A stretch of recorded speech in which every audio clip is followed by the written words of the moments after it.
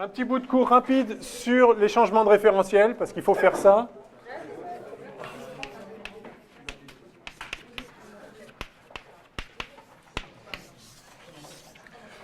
Donc je vous rappelle qu'un référentiel, en gros, c'est un solide, c'est-à-dire c'est un ensemble de points fixes les uns par rapport aux autres.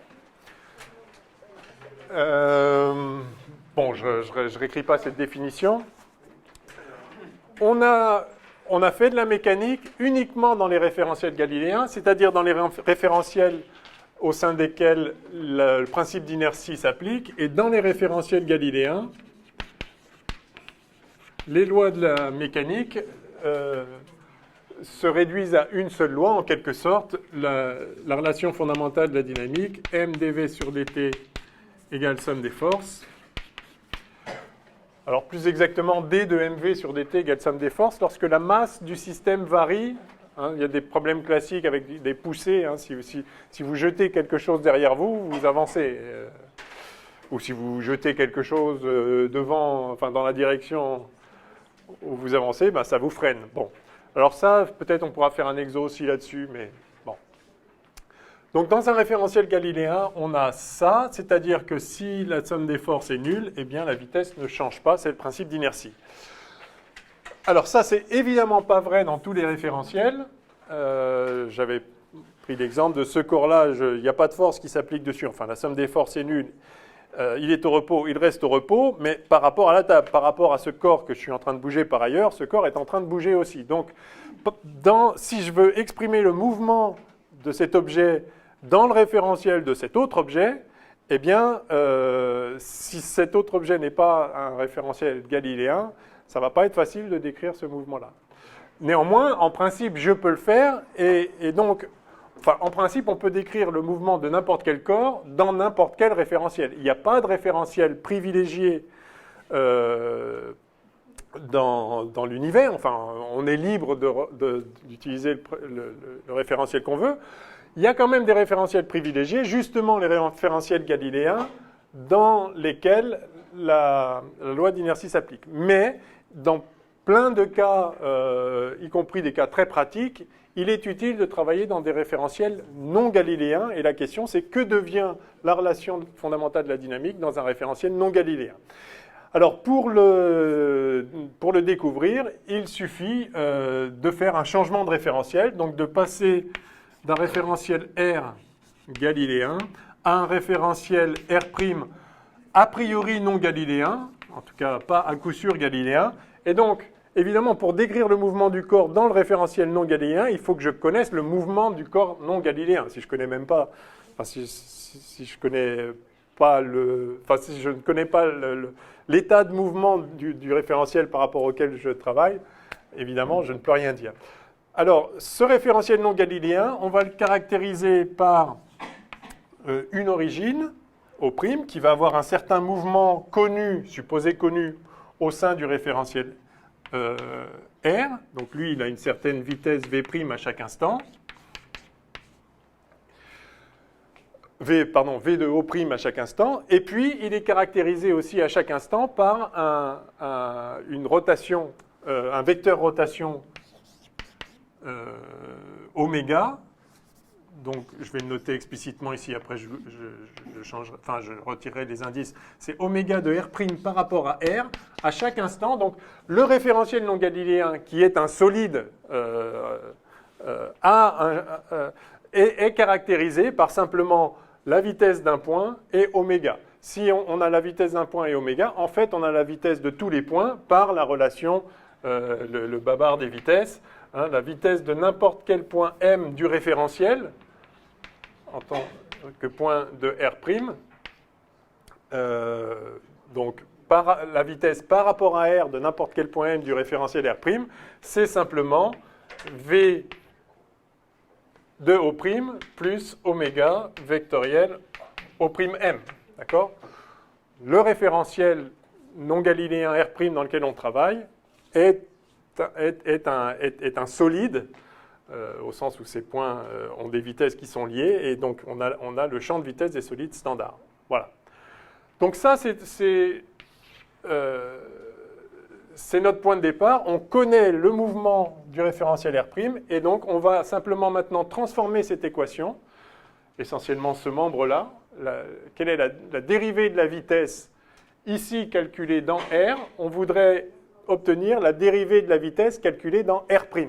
Donc, je vais noter V indice M, la vitesse de M dans le référentiel R, et je vais noter V'M, la vitesse du point M qui m'intéresse, dans le référentiel R'. OK?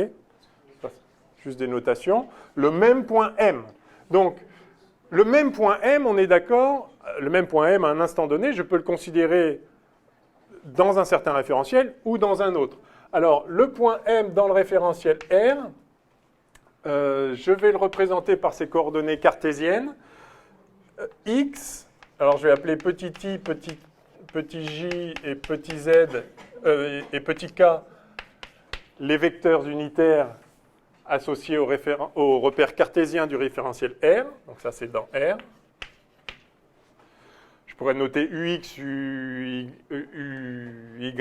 et UZ. Hein, c'est simplement comme je vais les dériver. Enfin bon, je préfère... il va y avoir déjà pas mal d'indices. Donc, XI plus YJ plus ZK. Et le même point repéré dans le référentiel R' s'écrit X' I' plus Y' J' plus Z' K'. Autrement dit, le point M a pour coordonnées X, Y, Z dans R. Et le même point, donc le point M, c'est... Enfin, oui. Et il est donc dans R, et dans R', il est représenté par ses coordonnées X', Y', Z'. Donc voilà les notations. Et maintenant, eh bien, on va calculer, on va écrire cette relation fondamentale de la dynamique qui est bien connue dans le référentiel R. On va l'écrire dans le référentiel R', et on va bien voir ce que ça donne. Alors allons-y.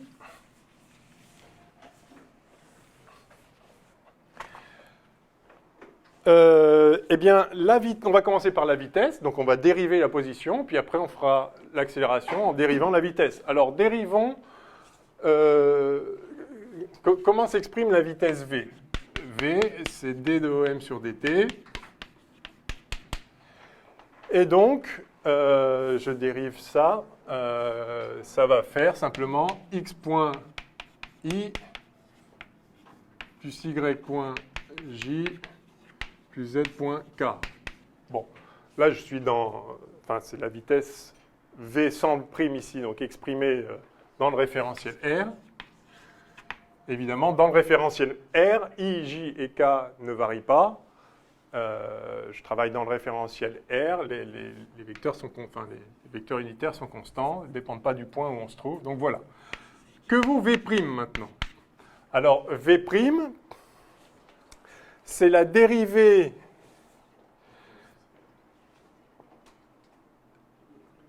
ça, c'est l'expression du vecteur position. Ça, si vous voulez, c'est R'. Ça, c'était R. Ça, c'est le vecteur position exprimé dans R'. Il me manquait le prime ici.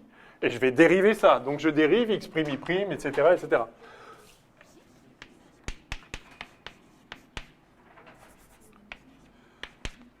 Bon, la différence ici, c'est qu'évidemment, X' dépend du temps, mais I' aussi.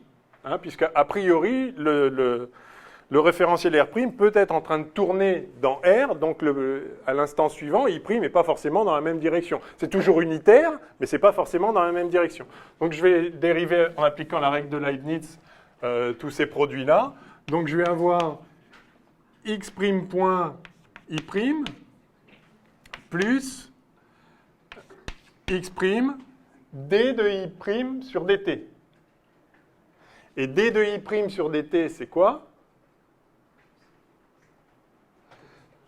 Sachant que le référentiel R' a un vecteur rotation oméga par rapport à R, la dérivée du vecteur unitaire, c'est oméga vectoriel de vecteur. Vous vous rappelez de ça?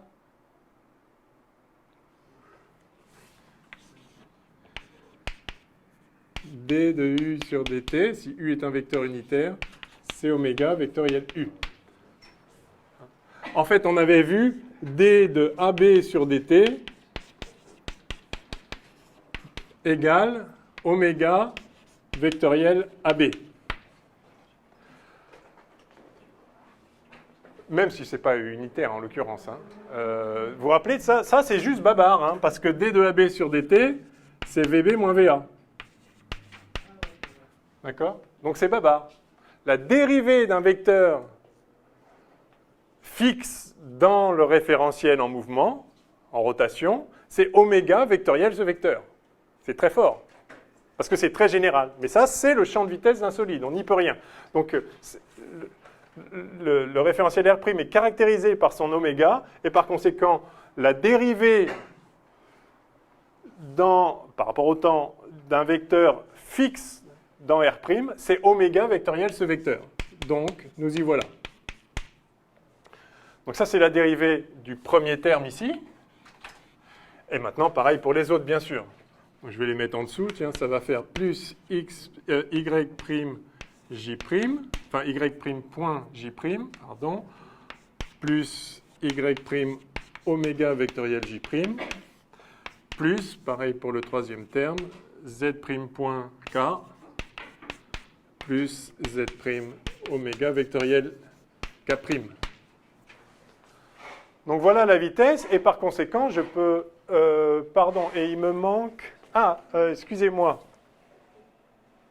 Ah, excusez-moi.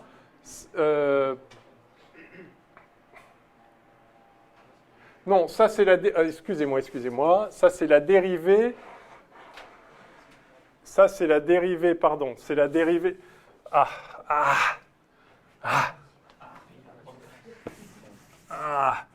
Non.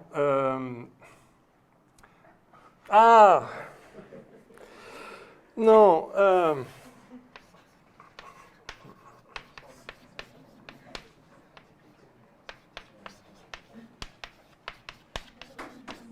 Oui.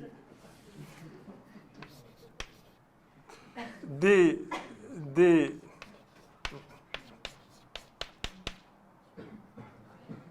Non. D de OM sur dt, c'est D de OO' sur dt, plus D de O'M sur dt. Il manquait ce terme-là. Là, j'ai dérivé O'M. Un D de OM sur dt, donc le même V, en fait. Donc, enfin, ça c'est pas faux. Mais Si, c'est juste, mais c'est pas ça que je veux. Donc, ce que je veux, en vrai, c'est le même V, donc D de OM sur dt, c'est D de OO' sur dt, plus, ce que j'avais écrit, c'est D de O'M sur dt. C'était juste, mais c'est pas ça que je veux. Je veux D de OM sur dt, hein, parce que je veux la même vitesse et après la même accélération pour pouvoir écrire la masse fois l'accélération égale la somme des forces. Donc ce que j'avais écrit est juste j'ajoute à ce que j'avais écrit D de OO' sur dt. Comme ça, j'ai D de O'M sur dt. C'est le terme de translation OO'. Oui, enfin, oui, si vous voulez, oui. S'il n'y a que de la rotation, ce terme est nul. Oui. Donc, à la limite, n'effacez pas ce que vous avez mis, juste rajoutez. J'avais écrit D de O'M sur dt, ça vaut ça, on l'a calculé ensemble. Et maintenant, j'ajoute D de OO' sur dt pour obtenir D de OM sur dt, mais peu importe. Ok, donc finalement, D de OM sur dt, c'est-à-dire le V que j'ai par ailleurs calculé ici, c'est... Alors, D de OO' sur dt, ça c'est la vitesse de O' par rapport à R. Hein, donc alors, c'est pas la vitesse de R', c'est la vitesse du point O' par rapport à R. D'accord? Plus, donc, ces termes-là. Donc, plus... Alors, ça, c'est quoi, ça? Ben, ça, c'est V', ça. Hein, c'est le vecteur qui a pour composante x', y', z'. Je l'ai effacé là maintenant. Le R', il avait... Voilà, dans R', il avait ces coordonnées-là, et donc maintenant j'ai sa dérivée. Donc ça c'est V', c'est-à-dire la vitesse du point M par rapport à R', mesurée dans R'. Plus, et là on voit quoi? Eh bien on voit plus oméga vectoriel. Si on met en facteur, on a oméga vectoriel x', y', plus y', j', plus z', k'. Et x', y' plus y', j', plus z', k', c'est le vecteur R'. C'est ça. OK? Donc vectoriel R'. Au prime M, enfin au prime M, R', ce que vous préférez. Allez, au prime M. Soyons explicites. Voilà. Donc la vitesse V, finalement, est égale, si juste j'intervertis ces deux termes, ça fait V' plus V de O' plus oméga vectoriel au prime M.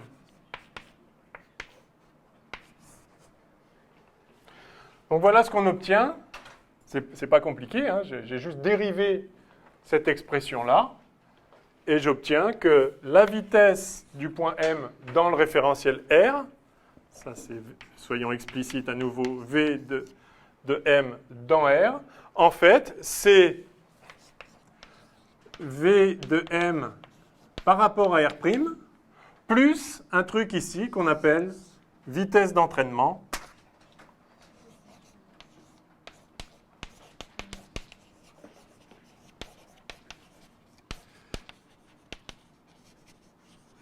Et quelle est cette vitesse d'entraînement? Eh bien, comme vous le voyez, c'est... Alors, je l'avais écrit quasiment là avant d'effacer le tableau d'avant. C'est la vitesse du point M en tant que point de R'. Donc, c'est la vitesse du point coïncident à M dans R'.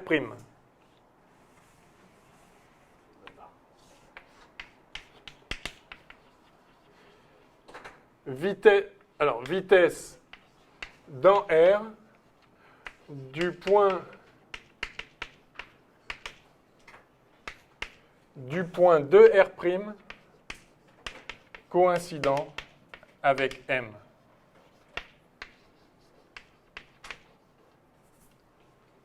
À l'instant T, à l'instant où on fait le calcul. Hein? Ça, c'est un babar, c'est le champ de vitesse V de O' plus oméga vectoriel O'M, c'est V de M. Mais V de M en tant que point du solide de R'. Ça, c'est le champ de vitesse du référentiel R'. Tous les points du référentiel R' ont par rapport au référentiel R une vitesse Vm égale V de O' plus oméga vectoriel au prime M. Point de R'. Tous les points, ça c'est le champ de vitesse du référentiel R'. Mais attention donc, ça c'est la vitesse d'entraînement, c'est-à-dire donc c'est la vitesse du point là où se trouve M, mais en tant que point du référentiel R'. Imaginez que vous êtes... Imaginez que vous êtes sur un manège qui est en train de tourner autour d'un centre fixe, oublions la translation. Vous pouvez être en train de marcher sur le manège. Donc vous avez une certaine vitesse par rapport au manège. Mais, alors, quelle est votre vitesse par rapport au sol? C'est votre vitesse par rapport au manège plus la vitesse. Alors, si on dit plus la vitesse du manège par rapport au sol, c'est un peu incomplet parce qu'il n'y a pas une vitesse du manège par rapport au sol. Chaque point du manège a une vitesse différente par rapport au sol. Donc, votre vitesse par rapport au sol, c'est votre vitesse par rapport au manège plus la vitesse du point du manège où vous êtes par rapport au sol. Pas plus la vitesse d'un autre point du manège par rapport au sol.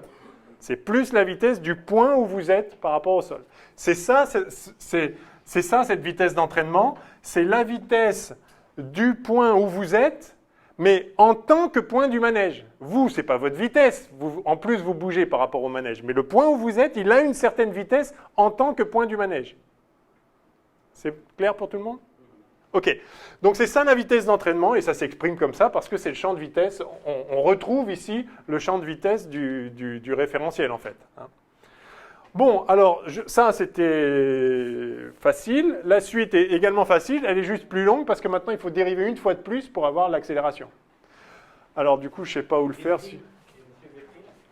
V', V', ça, c'est juste, c'est le vecteur de coordonnées x', y', z', dans R'. Donc, c'est la vitesse relative.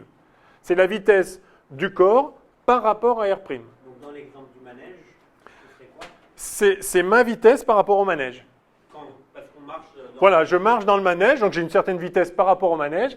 Et si je veux savoir ma vitesse par rapport au sol, je fais ma vitesse par rapport au manège, plus la vitesse du manège, du point où je me trouve du manège, par rapport au sol. OK ? Bon, alors, on va donc dériver une fois de plus maintenant pour passer à l'accélération. Je peux effacer ça. Alors, il n'y a aucune difficulté. On a d de OM sur dt qui vaut ça. Et maintenant, je veux d2 de OM sur dt2. Donc, je redérive une fois de plus. C'est-à-dire, je calcule l'accélération, tout simplement. L'accélération. Alors, il faut redériver une fois de plus ça. Sur dt2, merci. Donc, je redérive une fois de plus ça. Donc, ça fait d2 de O' sur dt2. Ouais. Plus, alors on y va. Il y a ça à dériver. Alors, à nouveau, il y a un terme enfin, il y a un produit. Il faut dériver les deux. Alors, allons-y. x2' i' plus x' oméga vectoriel i'. D'accord? Là, j'ai dérivé ces deux-là. Ça, voilà. D'accord? Ça, c'est le orange là-bas, c'est la dérivée de ce orange-là. Mais il faut aussi que je dérive ça maintenant. Ah ouais. Ah ouais, alors c'est pour ça que c'est un peu chiant, mais bon, voilà, c'est comme ça. Donc on va dériver là, et là, il y a trois produits. Là. Enfin, il y a trois termes, donc allons-y. Les autres, ce sera juste pareil. Hein, donc je vais juste faire pour la première ligne, pour x et y, et puis pour les autres, ce sera pareil. Donc je continue, je vais me mettre voilà, le terme vert, voyons voir ce qu'il donne. Alors, plus, ce serait bien de pouvoir écrire à côté, mais bon, je ne peux pas. Alors, plus, alors je dérive d'abord celui-là, donc ça fait x' point oméga vectoriel i'. OK. Plus, alors je vais mettre là quand même. Donc plus, essayer de tout mettre sur la même ligne, x' point oméga vectoriel i'. Plus, maintenant je dérive le oméga, donc plus x' d oméga sur dt vectoriel i'. OK. Et puis maintenant, je dérive le i'. Donc plus x' oméga vectoriel, la dérivée de i', c'est-à-dire oméga vectoriel i'.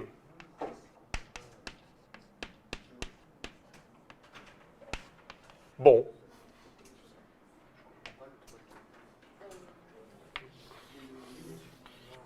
Alors, le troisième terme, celui-là, ça, ben ça, c'est la dérivée. Donc, je dérive ce produit triple. Donc, je dérive celui-là, je ne touche pas aux autres. Ça me donne ça. Je dérivais juste le premier. Puis, je dérive celui-là, je ne touche pas aux autres. Donc, x' d d'oméga sur dt vectoriel i'. Plus, je dérive le dernier, je ne touche pas aux autres. Donc, x' oméga vectoriel, la dérivée de i', c'est-à-dire oméga vectoriel i'.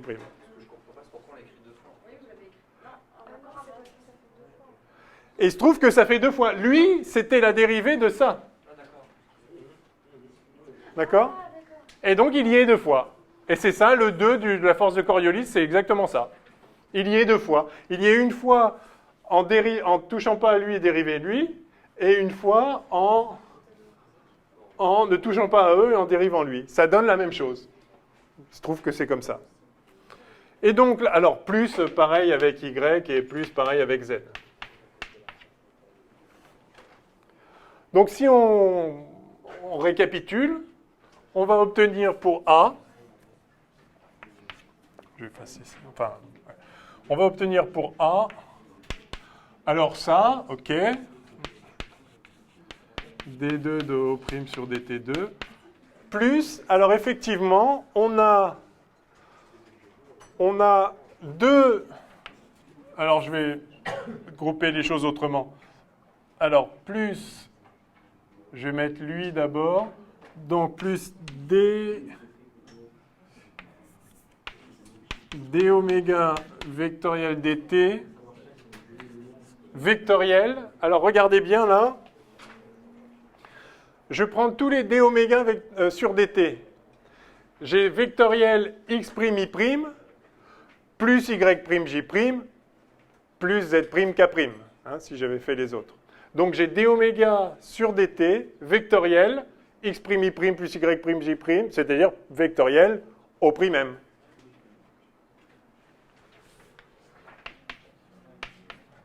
Vectoriel, le vecteur dans le référentiel R'.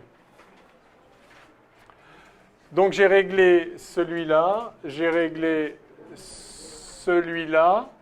Je voudrais régler celui-là maintenant. Et donc là, j'ai plus oméga vectoriel x' y' plus y', plus z' k', si j'avais fait les autres. Et donc, à nouveau, vectoriel au prime m. Donc là, j'ai traité lui, qui est là. J'ai traité lui, qui est là. Et j'ai traité lui, qui est là. Il me reste ces deux-là, plus celui-là. Alors, mettons les deux là. Plus 2 oméga vectoriel, donc 2 parce que c'est deux fois le même, vectoriel x' point y', plus y' point j', plus z' point k'. Et ça c'est donc le vecteur v', la vitesse relative, la vitesse du corps par rapport à... c'est celui-là, là, c'est le même que ça, c'est ça, par rapport à R'. Donc, vectoriel v'.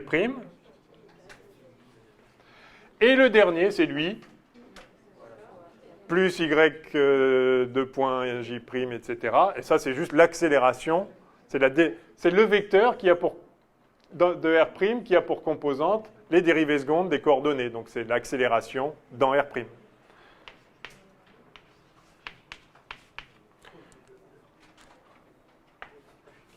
Ça, c'est ce terme-là.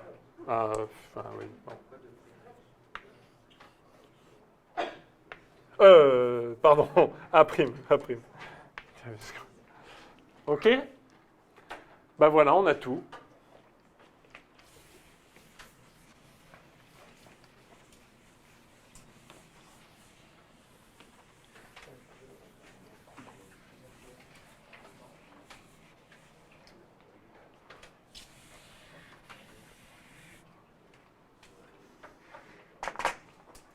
Voilà.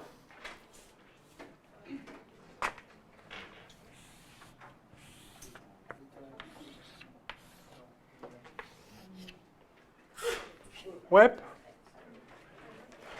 Bon, à la limite, ce petit calcul, il vaut... Enfin, vous voyez, il n'est pas compliqué. Il faut prendre les choses une par une, faire les choses proprement. On obtient ça. Alors maintenant, quand on a ça, eh bien, on le regarde bien en face et on voit que A, l'accélération dans le référentiel R, c'est l'accélération dans le référentiel R', plus quelque chose. Alors, le quelque chose, il a 4 termes. Il en a 3 là et 1 là. Pourquoi je les distingue? Parce que ceux-là ne dépendent pas de la vitesse du corps et celui-là dépend de la vitesse du corps. Alors, ceux qui ne dépendent pas de la vitesse du corps, c'est ceux qui seraient là, même si V' était égal à 0. Donc V' égale à 0, ça veut dire qu'en fait, on ne se déplace pas par rapport au référentiel, et donc on est un point du référentiel. Donc ça, ces trois termes-là, c'est l'accélération qu'il faut ajouter à A' pour avoir A quand on est un point du référentiel. C'est donc l'accélération d'entraînement. C'est l'accélération du point du référentiel qui est là où on se trouve. Comment vous voyez que c'est homogène l'accélération pour le terme du milieu? Ben, oméga, c'est 1 sur le temps.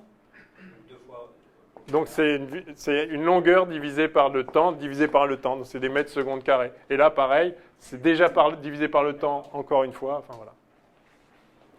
Là, c'est des radians par seconde, mais les radians sont sans dimension. Donc effectivement, c'est bien homogène. Ça vérifie qu'on ne s'est pas trompé. Mais... Voilà, donc en fait, dans tout ça, là, on a A qui est égal à... Alors je vais écrire en premier le dernier terme, A', l'accélération relative, plus une accélération d'entraînement qui n'est rien d'autre que ces trois termes-là, c'est-à-dire l'accélération du point où on se trouve en tant que point du référentiel R', c'est-à-dire comme si on n'avait pas de vitesse, si ce terme était nul. Mais si en plus on a une vitesse par rapport au référentiel, eh bien ce qu'on voit, c'est qu'il faut ajouter un terme qu'on appelle accélération de Coriolis, en l'honneur de M. Coriolis. Je crois qu'il était français, en dépit de son nom. Enfin, disons, comme son nom ne semble pas forcément l'indiquer. Moi, je ne sais pas, Coriolis, ça fait un truc un peu grec, je ne sais pas, non? Pas, peut-être pas, enfin, j'en sais rien. On s'en fiche. En tout cas, on est bien d'accord. Non, mais c'est bien, c'est bien que vous connaissiez un peu l'histoire aussi. Alors, moi, je ne connais pas trop, mais Coriolis, c'est 18e, je dirais, mais plutôt fin. Vous avez Wikipédia, là? Parce qu'il faut qu'on... Il y a un ingénieur français Ouais. à Paris. Genre fin 18? Ah oui, oui, oui. 1700, il est né en 1792 et mort en 1843. C'est ça, donc plutôt même début 19. De Paris. De Paris. De Paris, voilà. Vive la France. Bon, alors, voici... Ouais. Voici donc l'expression. Alors, je ne réécris pas ce que vaut AE et ce que vaut AC, mais il faut effectivement... Alors, si on va quand même réécrire. L'accélération de Coriolis, c'est donc 2 oméga vectoriel V'. Et, alors, l'accélération d'entraînement, c'est donc la somme de ces trois termes-là. Bon, je ne les réécris pas. Il y a des cas... bon, je ne pense pas que vous ayez besoin de connaître ça par cœur. Ça a l'air un peu barbare. En revanche, il faut absolument connaître... Bon, cette expression, oui. Il faut absolument connaître l'expression de l'accélération d'entraînement lorsqu'on a juste une rotation à vitesse angulaire constante. C'est le cas classique, par exemple le manège qui tourne à vitesse constante. Auquel cas, cette accélération, c'est simplement l'accélération centrifuge, enfin l'accélération centripète en l'occurrence, qui donne lieu à la force centrifuge une fois qu'on fait moins m à E, on va l'écrire tout de suite, et qui est ce terme-là, simplement. Hein, vous voyez que si oméga, s'il n'y a pas de translation, il y a juste une rotation, donc O' coïncide avec O, et puis c'est tout, donc ça, il n'y a même pas de vitesse, donc encore moins d'accélération. Et ça, vous voyez que si oméga est constante, eh bien ce terme disparaît. Donc on n'a plus que ce terme-là, c'est juste oméga vectoriel OM. Et on est d'accord que ce terme-là, le dernier, on peut le retrouver en écrivant l'expression de l'accélération dans une base polaire avec oui. la constante. Oui, puisque c'est effectivement, ça c'est l'accélération du point coïncident, donc c'est l'accélération du point qui est en train de tourner avec. Oui, ça donne effectivement, ça c'est le moins V2 sur R, ou moins R θ point carré, UR, si ces termes-là sont nuls. Oui, tout à fait. Ok, et donc je ne réécris pas l'accélération d'entraînement. Et ça suffit maintenant pour écrire la relation fondamentale de la dynamique dans le référentiel R'. Dans le référentiel R qui est galiléen, on la connaît, cette relation, c'est M1 égale somme des forces. Eh bien, il suffit de remplacer A par ce que ça vaut, et on obtient MA' égale somme des forces. Alors c'est MA' plus MAE plus MAC. Donc si je les mets de l'autre côté, ça fait moins MAE moins MAC. Et c'est tout à fait remarquable parce que ça veut dire que la relation fondamentale de la dynamique, qui ne s'applique que dans les référentiels galiléens, s'implique en fait aussi dans les référentiels non galiléens, à condition, bien sûr, d'ajouter ces deux termes qui apparaissent donc comme des forces. C'est équivalent d'une force, ça joue le même rôle qu'une force au sein du référentiel R'. Donc en plus des forces standards, on a une force ici, moins MAE, qu'on appelle, donc on peut noter plus FE, force d'inertie d'entraînement, ou force IE, je ne sais pas. Et puis ici, plus une force d'inertie de Coriolis, qui est rien d'autre que moins MAC. Donc finalement, on peut écrire MA', donc y compris dans un référentiel non galiléen, c'est la somme des forces standards qui ne change pas. Vous voyez que l'expression d'une force normale, enfin d'une force standard entre les corps, ne dépend pas du référentiel. Mais si on travaille dans un référentiel non galiléen, en plus des forces standards, il y a deux termes qui se manifestent comme des forces, donc on peut considérer comme des forces, une force d'inertie d'entraînement et une force d'inertie de Coriolis, où la force d'inertie de Coriolis, c'est moins 2m oméga vectoriel V', ou si vous préférez 2m V' vectoriel oméga, je ne sais pas ce que vous préférez apprendre. Alors ça, en tout cas, il faut connaître. J'entoure celle-là, par exemple, moins 2m oméga vectoriel V'. Bon, enfin, j'entoure celle-là parce que moi j'ai appris celle-là, mais en fait c'est un peu con d'apprendre avec un signe moins, mais bon, enfin, en tout cas, il ne faut pas se tromper. Vous ne vous trompez pas de sens, c'est ça, voilà. Si vous préférez ça, ça me va très bien. Et une force donc d'entraînement, force d'inertie d'entraînement, qui du coup s'exprime, tiens, je vais profiter du tableau, et donc la force d'inertie d'entraînement, c'est donc moins m, facteur de tout ça. Ah, pourquoi moins? Ben oui, si, pourtant. Ouais, ben... Ah oui, moins m, oh non, c'est bon. Moins m, voilà. Voilà la force d'inertie d'entraînement. C'est juste moins m fois l'accélération d'entraînement. Donc, cas particulier, je vais juste noter celui-là. Donc, l'accélération était centripète, donc la force est centrifuge, à cause de ce moins m. Donc, solide, enfin, référentiel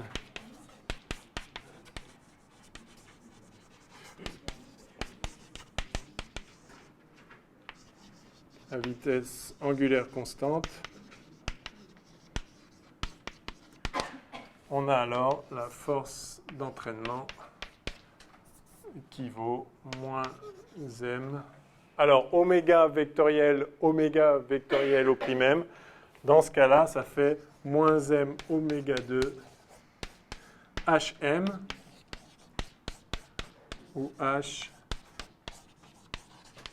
est le projeté orthogonal de m sur l'axe.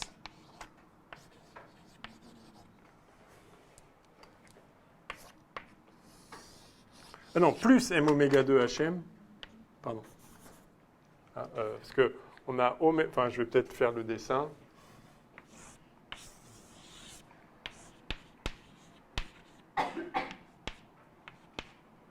Si vous avez un point M, je peux effacer là, oui.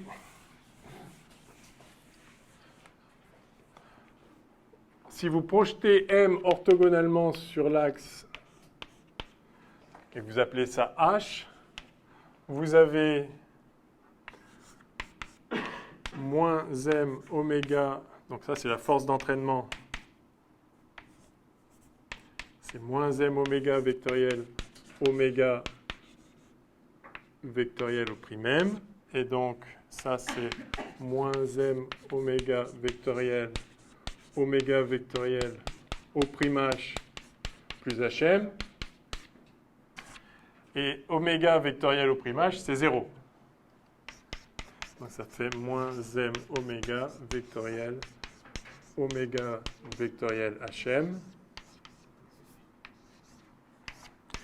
Et là, vous n'avez que des vecteurs orthogonaux. Si vous regardez avec vos doigts, ça fait oméga vectoriel hm.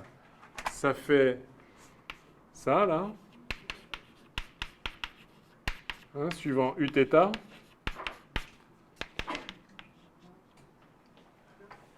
D'accord? Oméga vectoriel hm, c'est tangent au cercle, donc suivant uθ.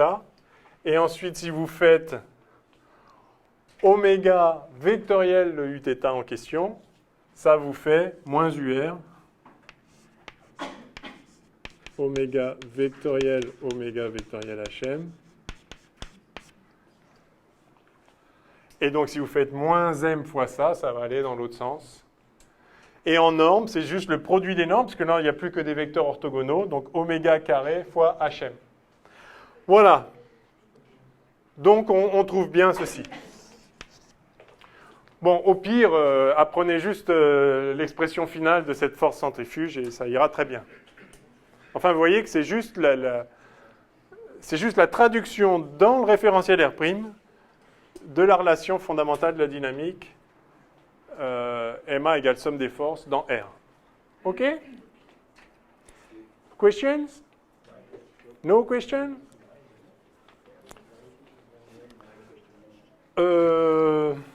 Eh ben, c'est bien.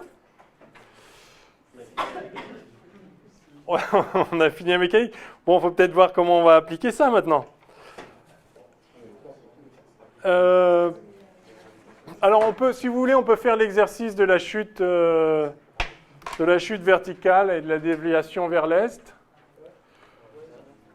Je peux vous montrer aussi l'effet de la force Coriolis sur les cyclones et les anticyclones. Ça, c'est bien de voir ça.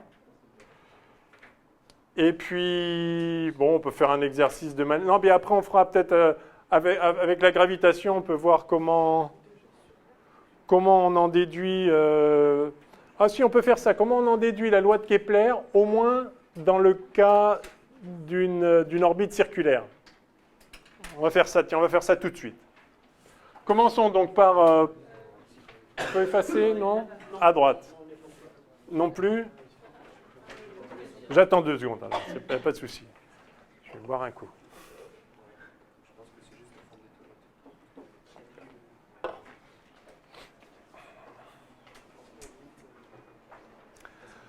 Ah oui, l'effet là du... Ouais, non, le sens du tourbillon quand on vide un évier ou une baignoire, c'est... L'effet de Coriolis est totalement négligeable. Oui. C'est négligeable, du coup, c'est plutôt dominé par les conditions initiales. Si vous faites plusieurs fois l'expérience, vous allez voir que ça ne tourne pas toujours dans le même sens. Il y aurait un effet, mais en norme, il est petit. Donc, il ne domine pas suffisamment pour que l'expérience soit concluante à chaque fois. Il y a quoi d'autre comme effet connu de la force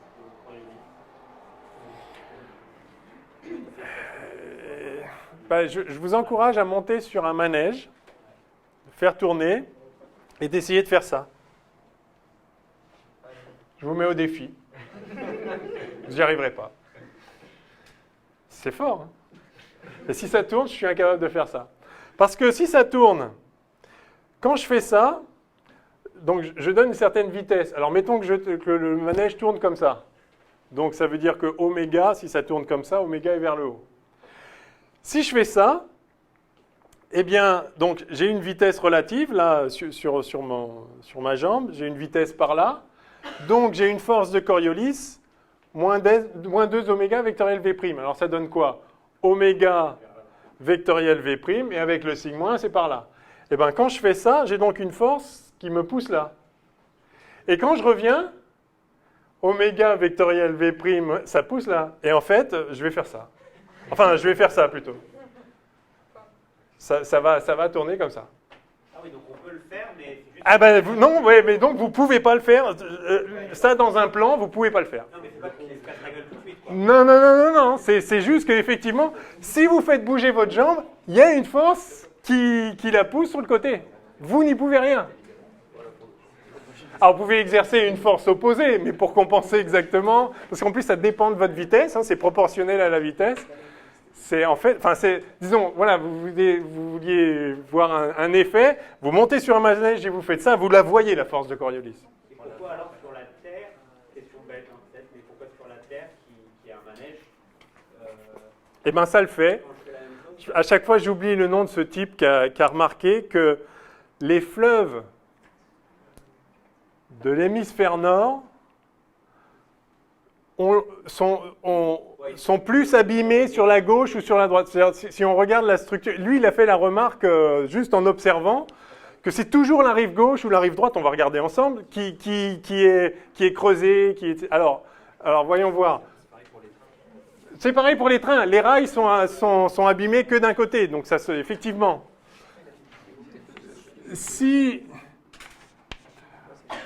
Donc, vous êtes dans l'hémisphère nord, par exemple. Je peux effacer maintenant. Bon.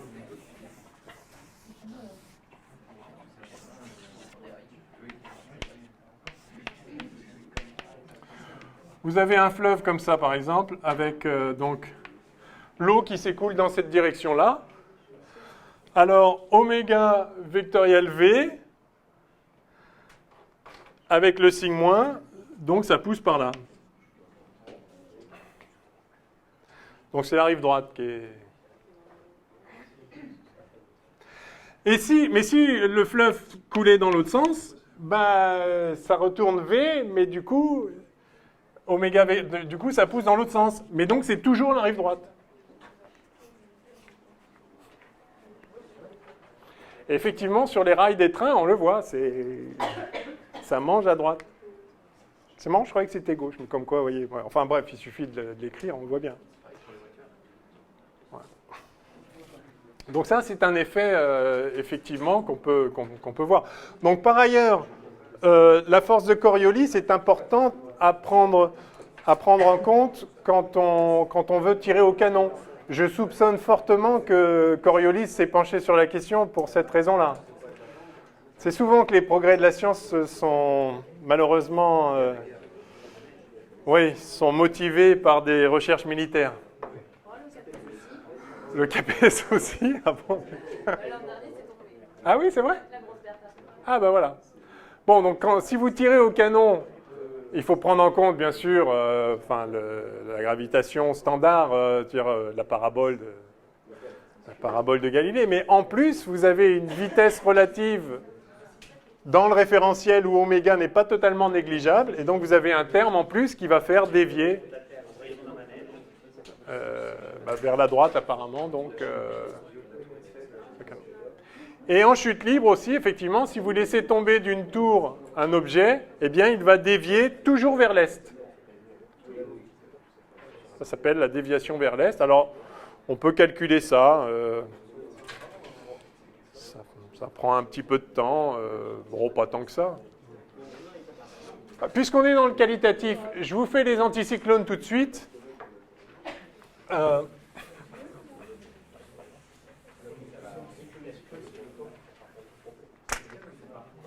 D'abord, est-ce que vous savez ce que c'est qu'un cyclone et un anticyclone? C'est quoi la différence? C'est quoi la différence entre un cyclone et un anticyclone? Quand vous voyez une carte météo, là, ouais, alors, oui, ça dépend du sens dans lequel ça tourne. Alors, les cyclones, ils tournent dans quel sens? Alors, ça c'est la Terre, mettons.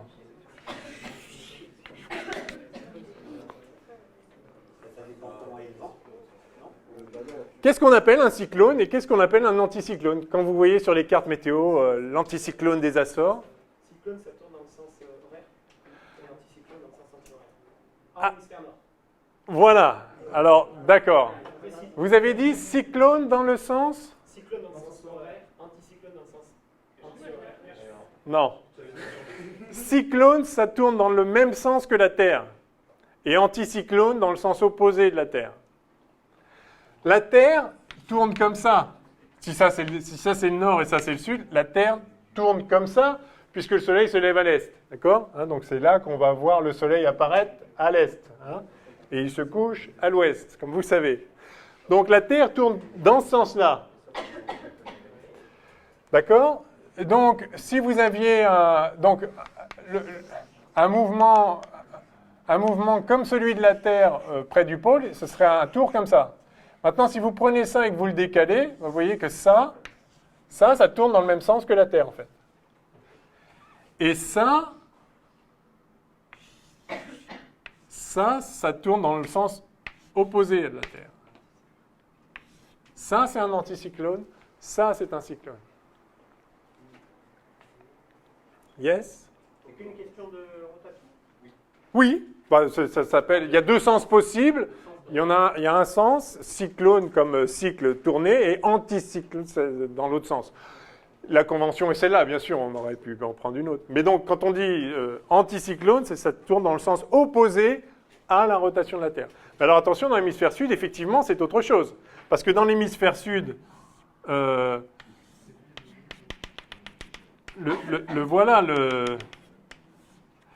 le cyclone. Donc voilà le cyclone. Et donc l'anticyclone, c'est ça. Dans l'hémisphère sud.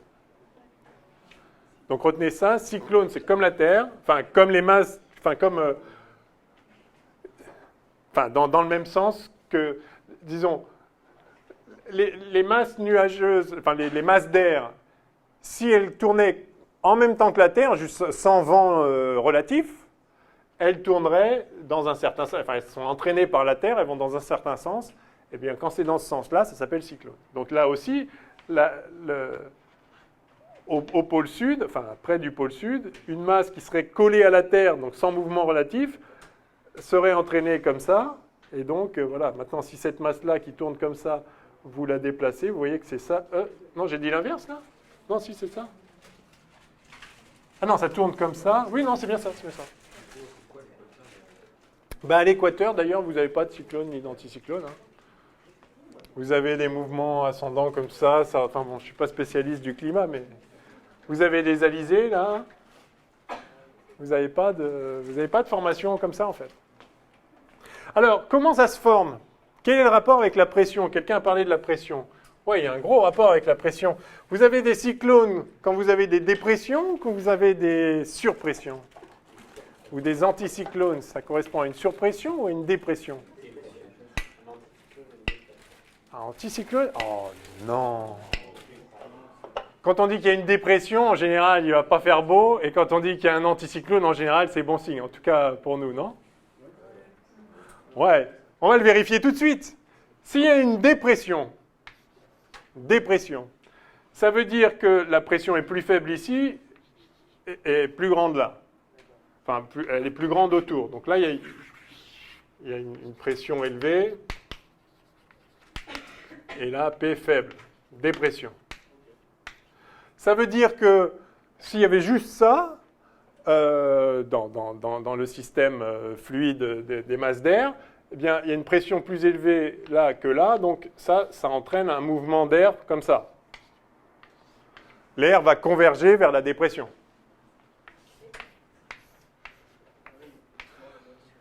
Alors maintenant, ajoutons Coriolis. Oméga avec... Alors ça c'est la mise en mouvement des masses d'air par la dépression. Oméga vectoriel V, ça va par là, mais c'est moins 2 oméga vectoriel V. Donc, là, quand on fait ça, la force, à nouveau, ça nous emmène vers la droite. Là. Et puis là aussi. Et puis là aussi. Et puis là aussi. Eh bien, ça va faire un truc comme ça. Un cyclone. Quand il y a une dépression, la force de Coriolis favorise la formation d'une structure cyclonique.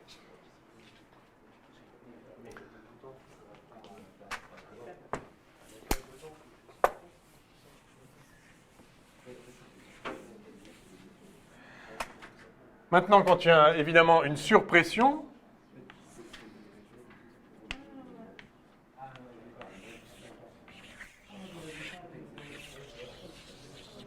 donc c'est que là, il y a une pression élevée.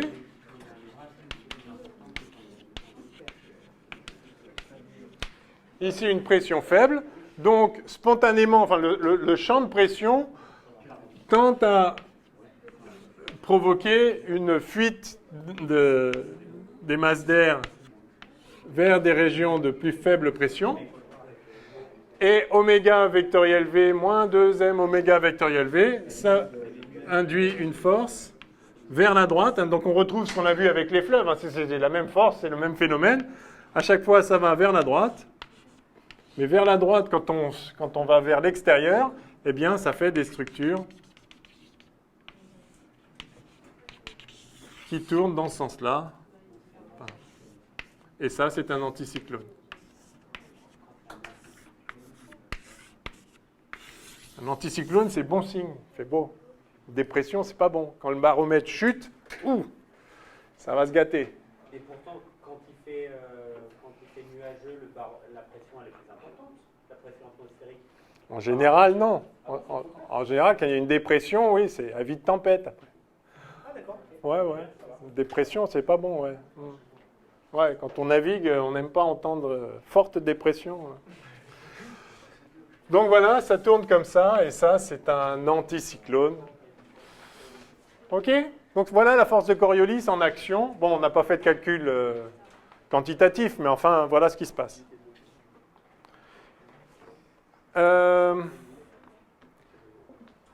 Il est déjà un peu tard.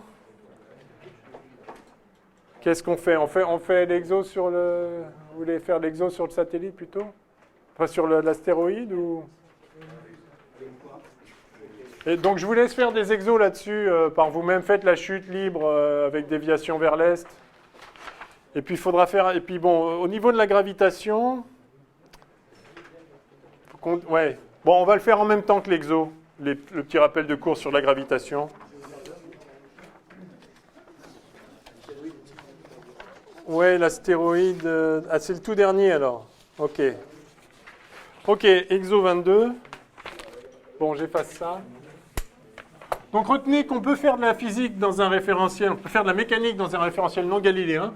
Il faut juste ajouter les forces d'inertie qui sont connues dès lors que le mouvement du référentiel, et en particulier son vecteur rotation, est connu.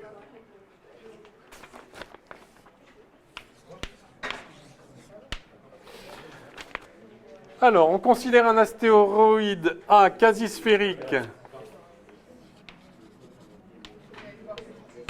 de masse MA, de rayon RA,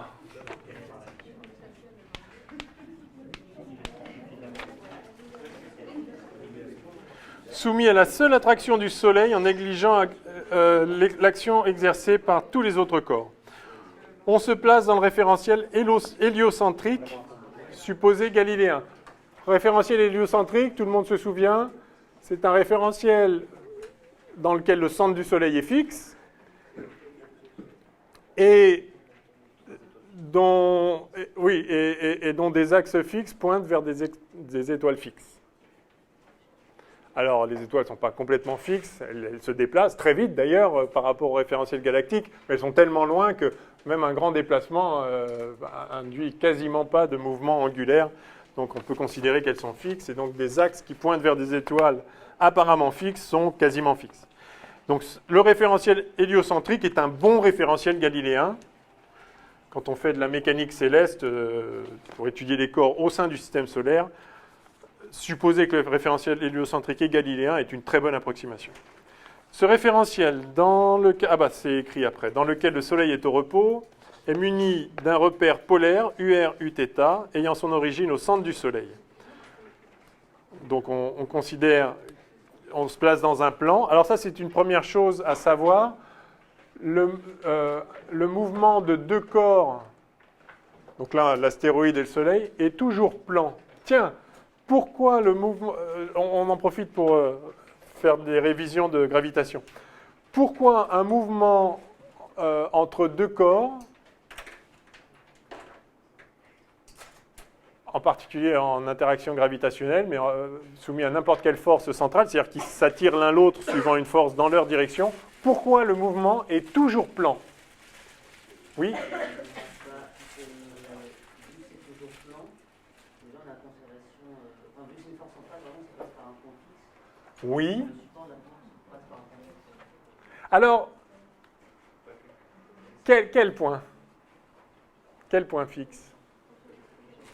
Le point de rotation Eh oui, c'est ça. Si vous avez le Soleil ici, masse du Soleil, masse de l'astéroïde ou de la Terre ou de n'importe quoi, l'astéroïde. Quel est le mouvement? C'est un pur problème à deux corps, comme on l'a traité. Hein. Donc on a, normalement, on a donc M d2 de RA sur dt2 égale la force que le Soleil exerce sur l'astéroïde. Par ailleurs, on a M d2 de R Soleil sur dt2 qui vaut la force que l'astéroïde exerce sur le Soleil. Malheureusement, cette force-là dépend de la position, enfin dépend en l'occurrence en direction de la position des deux corps, c'est dirigé suivant l'axe qui relie les deux corps et à chaque fois, enfin, c'est une force attractive. Et en norme, c'est en 1 sur la distance au carré. Donc, pour connaître la force, il faut déjà savoir où se trouvent les corps. Et on a ce problème qu'on a un système même avec deux corps qui est couplé et qui est compliqué à résoudre. Donc, on découple ce problème en faisant intervenir le centre de masse et la particule relative. Lui, on lui attribue la masse grand M. Elle, on lui attribue la masse petit mu, qui est l'inverse de la somme des inverses des masses, c'est-à-dire MA, MS sur MA plus MS. Et là, on a un problème. Donc, on peut résoudre le problème, par exemple, en se mettant dans le référentiel du centre de masse, qui est un référentiel galiléen, puisque la somme des forces est nulle. Donc, le centre de masse, le m d de Vg sur dt égale constante. Donc, si on se met dans ce référentiel-là, m d de Vg sur dt égale 0, donc Vg égale constante, donc c'est un référentiel galiléen. Donc, si on se met dans le référentiel du centre de masse, on a deux corps qui tournent en fait autour du centre de masse. Alors, on n'a pas encore revu, mais les mouvements gravitationnels donnent lieu à des trajectoires coniques. Donc, si vous avez en fait une orbite de deux corps massifs, l'un autour de l'autre, en fait, les deux vont tourner de façon elliptique, le cercle étant un cas particulier d'ellipse, autour du même centre de masse. À chaque instant, donc là, le corps est plus lourd que celui-là, donc le centre de masse est plus par là. Enfin bon, je ne sais pas si très à l'échelle mon dessin, mais donc quand l'astéroïde est là, le Soleil est là. Quand le Soleil est là, l'astéroïde est là. Quand le Soleil est là, l'astéroïde est là. Hein, donc à chaque fois, on a un mouvement qui se fait autour du centre de masse. Hein. Donc les deux corps tournent autour de leur centre de masse commun, avec un mouvement qui est une homothétie par rapport au mouvement de la particule relative, dont on montre donc en résolvant ça, que c'est forcément une ellipse, une parabole ou une hyperbole. Oui? Mais est-ce que, comme la masse du Soleil, elle écrase complètement la masse? Oui, alors la masse du Soleil écrasant complètement la masse de l'astéroïde, le point G, il est très près là, il est peut-être même à l'intérieur du Soleil. Mais néanmoins, le Soleil a un mouvement oscillant. C'est comme ça qu'on détecte les planètes autour des autres étoiles, soit dit en passant. Parce qu'on voit que les étoiles, elles font comme ça, et donc il y a un petit effet Doppler. Quand elles s'approchent, elles ne s'approchent pas de beaucoup, hein. Effectivement, la masse de la planète est petite devant la masse du Soleil. Mais c'est comme ça qu'on le voit. Parce que ce n'est pas la planète qui tourne autour du Soleil, de son Soleil. C'est les deux qui tournent conjointement autour de leur centre de masse. Donc on voit l'étoile qui a ce mouvement elliptique autour du centre de masse commun du système étoile-planète. Donc, pardon, je vous ai coupé pour dire ça, mais vous vouliez dire... Oui, vous vouliez dire que si la masse est complètement négligeable, on peut considérer que le Soleil est fixe. C'est vrai. Si ça, c'est, enfin, à la limite où ça divisé par ça tend vers 0, bah effectivement, du coup, la particule relative, c'est simplement la particule. Hein, vous voyez que cette masse-là, si MA tend vers 0, ceci tend vers MA. Vu qu'aussi l'exercice qui nous précise qu'on est dans le référentiel héliocentrique, Ouais. est-ce que ça ne veut pas supposer que le Soleil... Si, on le dit, qui est supposé galiléen. Oui, non, mais là, j'ai posé une question annexe qui est pourquoi. Ben oui, mais j'ai tenté de répondre à cette question dans le référentiel héliocentrique. Non. Ma question est plus générale. Pourquoi, quand on a un mouvement à deux corps, avec une force, l'un attire l'autre ou repousse l'autre, peu importe, une force qui lie les deux corps, pourquoi le mouvement est nécessairement plan, toujours plan quoi qu'il arrive. Quelle que soit la force que vous mettez, le mouvement sera toujours plan. Parce que le moment cinétique se conserve. Yes, parce que le moment cinétique se conserve, et on a vu que le moment cinétique total, une fois qu'on a transformé le système couplé en un système découplé avec le centre de masse et la particule relative, vous vous rappelez qu'on avait montré que ça c'était M OG vectoriel VG, le moment cinétique, si je le calcule au point O, hein, le moment cinétique du point G, plus mu O, je vais appeler P vectoriel VP, P pour la particule relative, enfin, peu importe. Hein, enfin, on avait noté en fait grand M R vectoriel V, voilà, je reprends les notations du cours d'avant, on avait noté ça, hein, vous vous rappelez? Ça, c'est 0 dans le référentiel barycentrique. Et donc, le moment cinétique, c'est mu R vectoriel V. Ce moment cinétique se conserve, pourquoi? Parce qu'il y a des forces, mais les seules forces sont des forces internes.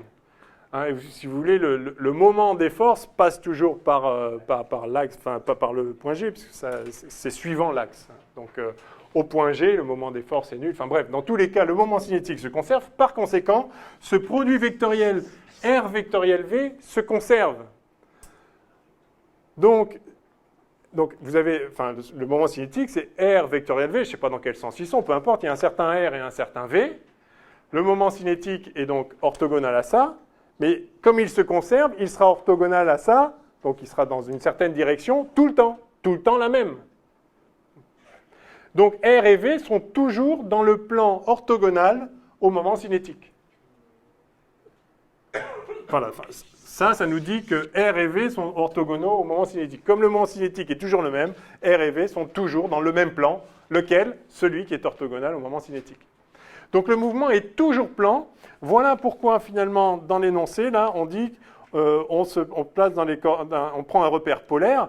Un repère polaire, c'est à 2 dimensions. Le problème est à 3 dimensions, mais la conservation du moment cinétique implique en fait ce problème à 3 dimensions, se réduit à 2 dimensions. Et donc on se place dans ce plan-là. Bien, alors.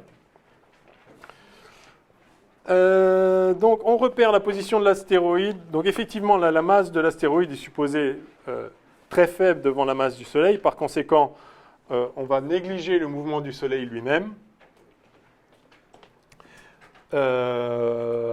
Et donc, on repère la position de l'astéroïde par le vecteur R égale RUR. Donc UR, c'est le vecteur unitaire qui pointe du Soleil vers l'astéroïde. La masse du Soleil vaut 2,10 puissance 30 kg, comme vous savez. La constante de gravitation universelle vaut 6,67, 10,11 mètres cubes par seconde carrée par kilogramme. Premièrement, rappelez l'expression de la force de gravitation exercée par le Soleil sur l'astéroïde. Okay. F égale moins G, masse du Soleil, masse de l'astéroïde, c'est un petit m. Alors, masse du Soleil fois MA sur R2 UR. Deuxièmement, vous m'arrêtez s'il y a un problème, enfin là je ne pense pas. Justifier que le mouvement de l'astéroïde s'effectue dans un plan. Ben voilà, c'est fait, donc sigma égale constante. Donc, 3 petits points, ce que j'ai dit. Grâce à diverses observations dans l'infrarouge, les astronomes ont repéré l'astéroïde et sont parvenus à déterminer sa position et sa vitesse à un instant donné T0 dans le référentiel R solaire. On note R0 et V0. la position et la vitesse correspondantes. Ok, alors donc on a R0 qui vaut donc R0 UR et V0 dont on donne les deux composantes VR0 UR dans le repère polaire plus V θ0 Uθ. Voilà.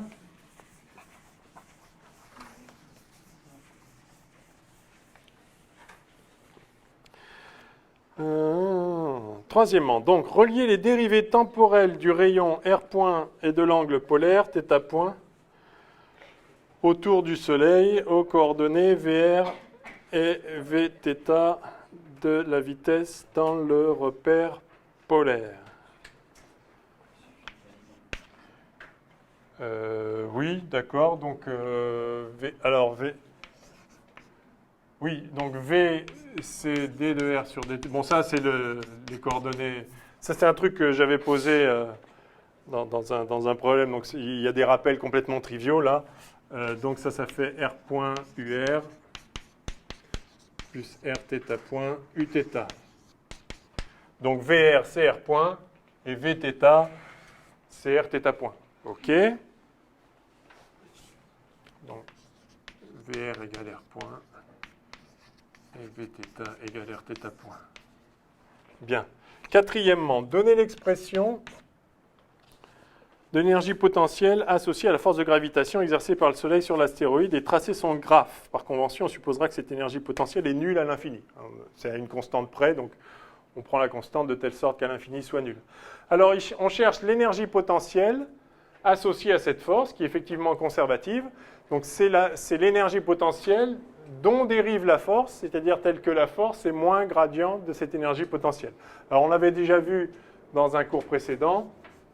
L'énergie potentielle en question, c'est simplement moins G M étoile, M soleil, MA sur R. Hein, si vous prenez moins le gradient de ça, donc le gradient, comme ça dépend que de R, c'est juste la dérivée par rapport à R suivant UR. Donc ça ferait moins 1 sur R2 plus 1 sur R2, si on veut moins. Enfin, c'est moins le gradient, donc ça marche.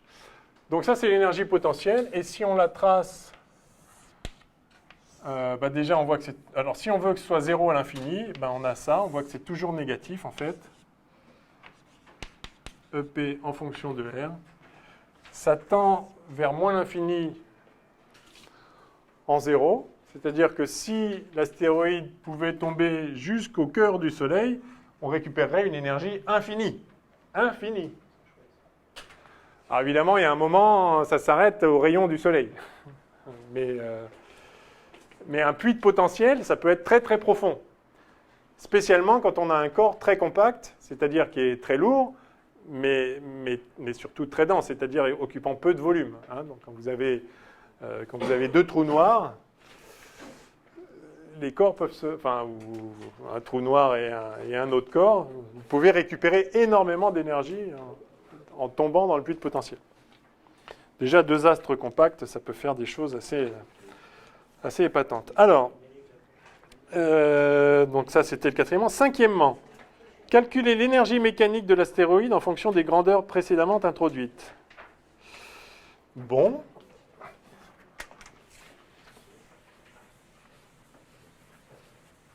Alors, l'énergie mécanique, effectivement, c'est EC plus EP. Alors, EC, donc, c'est 1,5 de MV2. Alors, j'ai effacé le V. V, c'était R point sur une composante et R θ point sur l'autre. Donc, ça fait 1,5 de M R point carré plus 1,5 de M R2 θ. Ah, excusez-moi, j'avais écrit R θ point carré? Ah, R θ point. Ouais, non, c'est bien. J'ai juste eu peur d'avoir fait une bêtise. Donc, ça, c'est l'énergie cinétique plus l'énergie potentielle, donc moins G, M, Soleil, MA sur R. Donc, voilà la réponse à la cinquième question. 6. Cette énergie mécanique varie-t-elle au cours du mouvement? Si oui, comment? Sinon, pourquoi? J'ai une question. Oui. Pourquoi l'énergie potentielle en zéro, elle est négative? Ben, c'est simple plus constante, d'accord? Et on a choisi la constante, comme c'est dit dans l'énoncé, pour qu'à l'infini, c'est-à-dire quand R tend vers l'infini, on ait 0. Donc si on a 0 quand R est à l'infini, c'est que la constante est nulle. D'accord. Du coup, on a ça. Ouais. Bah ça, c'est toujours négatif. Et ça tend vers 0 à l'infini et vers moins l'infini en 0. C'est quoi votre question? Je l'ai mal compris. Mais ça veut dire quoi une énergie infinie en zéro négative? Pourquoi elle est négative? L'énergie c'est toujours positive. Ah ben non. Non, peu importe. Si, je pourrais mettre le 0 là. Ce qui compte, c'est les différences d'énergie potentielle. L'énergie cinétique est toujours positive. Mais l'énergie potentielle, ce qui compte, c'est son gradient, c'est sa dérivée. Ce qui compte, c'est quand vous passez de là à là, combien vous gagnez? Vous gagnez la différence d'énergie. D'accord? Ok. Alors,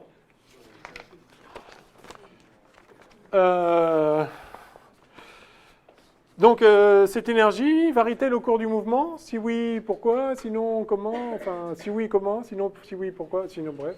Sinon. Voilà, il n'y a que cette force qui dérive, enfin la force de gravitation qui dérive du potentiel. Il n'y a pas d'autre de force non conservative. Donc l'énergie mécanique se conserve. Le système est isolé. Je vais écrire ça, système isolé sans force non conservative.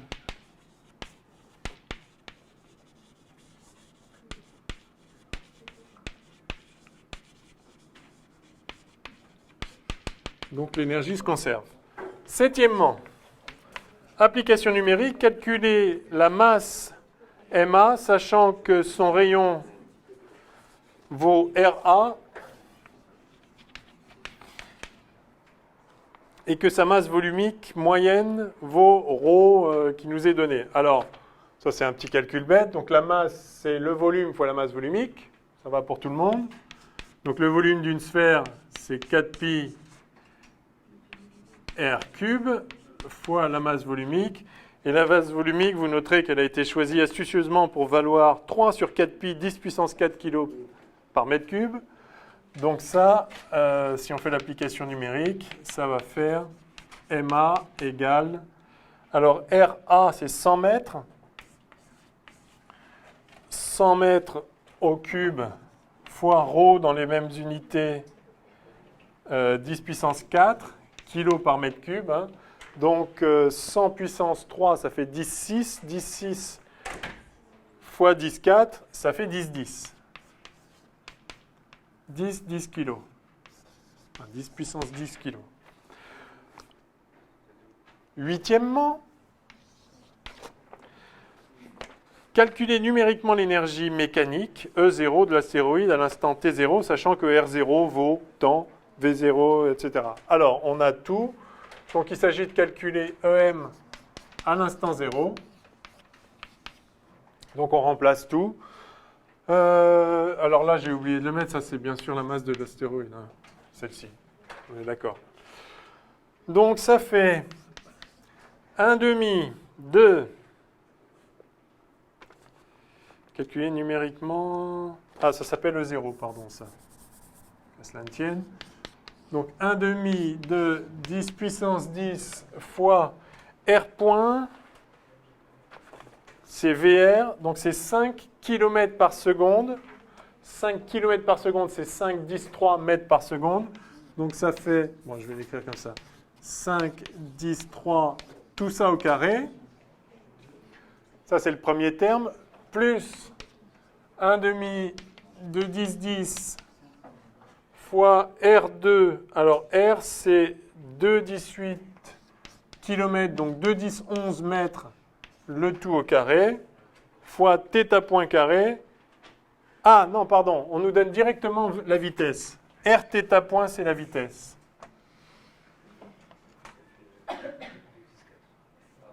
Donc, R θ point, oui, c'est 2,10 puissance 4, donc fois 2,10, 4, tout ça au carré.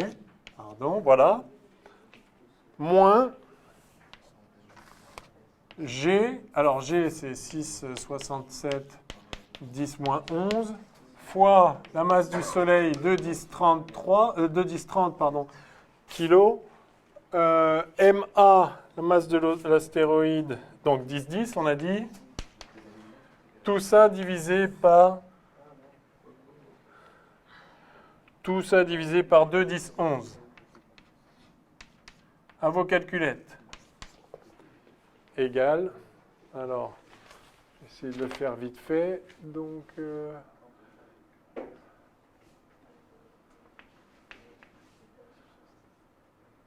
25, 10, 16, plus 4, 10, 18.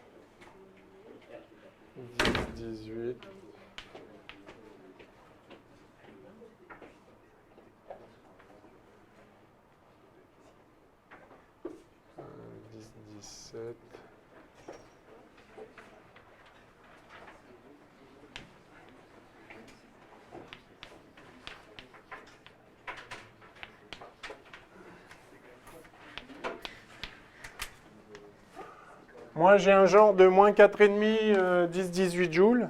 Et vous? C'est vrai? C'est vrai, ça? Vous avez calculé... Alors, ça fait combien exactement? 54. 4,54? Yes. Bon. Ça se fait... Comme quoi, ça se fait de tête. Hein. Je suis sûr que si vous le tapez sur votre calculette, vous allez vous tromper. L'année dernière, j'avais mis au défi, j'ai dit, dès qu'il y a 3 personnes qui font un calcul sur une calculette, il y en a forcément 2 résultats différents. Et on l'a vérifié à chaque fois. Vous êtes témoins. Je l'avais annoncé avant. Ok. Non, il ne faut pas se tromper en tapant dessus. Et c'est beaucoup plus dur qu'on croit. Alors, 9. En déduire, donc on a l'énergie. En déduire la nature de la trajectoire. Ah, très intéressant ça. La question 9. En déduire la nature de la trajectoire. Donc je vais écrire, je vais effacer là.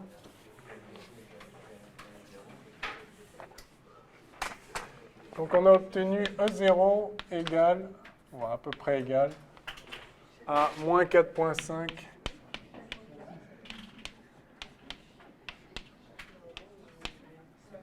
10-18 joules. Et donc, c'est quoi la trajectoire? Une ellipse. Pourquoi? Non, mais admettons certaines choses déjà. Admettons que les trajectoires sont des coniques. Les trajectoires gravitationnelles sont toujours soit une ellipse, soit des coniques. Donc, soit une ellipse, soit une hyperbole, soit une parabole. Et là, pourquoi c'est une parabole? Oui, mais pourquoi? Mais parce que l'énergie est négative. Si l'énergie totale est négative, alors, je ne sais pas, ça vaut quelque chose par là, mettons, E0. Alors, à coup sûr, comme l'énergie cinétique est forcément positive, mi de mv2, à coup sûr, le mouvement ne peut pas aller au-delà de ce rayon-là. Je vais l'appeler R max. Parce que s'il allait au-delà, comme l'énergie totale, c'est la somme de l'énergie potentielle, celle-là, et de l'énergie cinétique qui est positive, l'énergie totale du corps est toujours au-dessus de cette courbe-là. Ça, c'est l'énergie potentielle. Donc l'énergie du corps, enfin du système, est toujours supérieure à l'énergie potentielle. C'est l'énergie potentielle plus l'énergie cinétique. Donc, si l'énergie, on vient de la calculer, ici elle est négative, donc elle est, mettons, elle est là.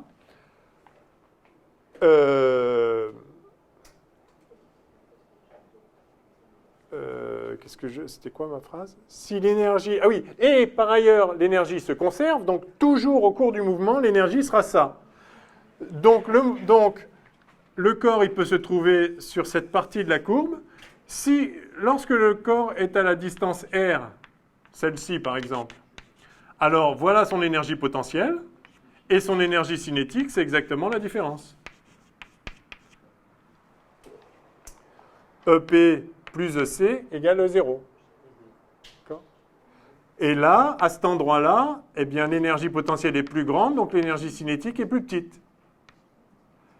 Mais jamais le corps ne pourra avoir une énergie potentielle plus grande que son énergie totale. Donc jamais le corps ne pourra aller au-delà de cette limite, et donc la trajectoire est bornée. Or, les seuls coniques à trajectoire bornée sont les ellipses. Les paraboles vont à l'infini et les hyperboles vont aussi à l'infini et en plus avec une vitesse non nulle. Donc on lit sur ce graphe en fait les différentes trajectoires possibles. Soit vous avez une énergie négative et vous avez un rayon maximal, donc c'est une ellipse.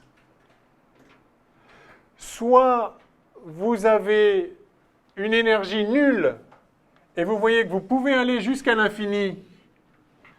Mais plus vous approchez de l'infini, plus votre énergie cinétique, qui est la différence entre votre énergie et l'énergie potentielle, on est d'accord.